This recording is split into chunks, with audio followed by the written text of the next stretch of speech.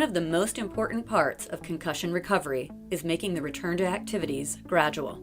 The newer guidelines goes away from that didactic set, keep them out of play timetable, but rather individualizes the return to play guidelines based on the child's recovery. Another big question that the student athletes have is, when can I return to sports? And very similar to the stages of cognitive rest, the stages of physical rest parallel that. There's 7 of them, and they're all outlined pretty specifically in the concussion toolkit. The first stage is very similar to the cognitive rest. It's complete rest. Again, because of that metabolic crisis going on in the brain doesn't need to be even on the field just watching practice, just being out there in the sunshine, the coaches yelling, the team screaming, and just all that commotion might be too stressful for the concussed brain. So avoidance of that with complete physical rest and cognitive rest at home is stage 1.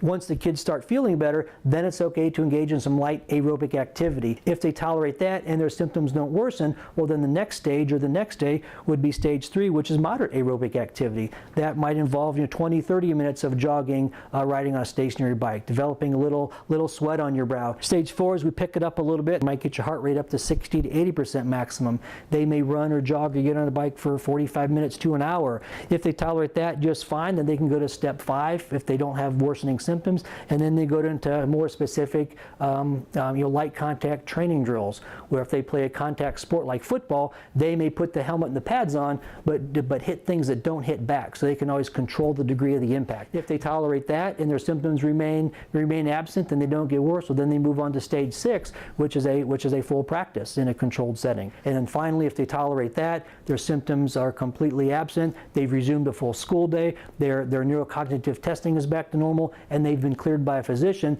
then it's okay to return them to stage 7, which is the final stage, which is return to normal gameplay, again with frequent reassessments, always watching for return of symptoms for these kids. But the key point is that the patient should be slowly advanced, the key word being slowly, advanced from stage 1 to stage 2 to stage 3, etc., at a minimum of 1 day at a time, as long as they remain asymptomatic. Education is really important, and I think once the parents understand that a child, the benefit of being out of play until they can heal will really facilitate for them to be back in play for a much longer period of time and safe and doing a much better job on the field if they do take the time to heal after an initial concussion, and more so if they've had repetitive concussions. So that's the other component that's really important.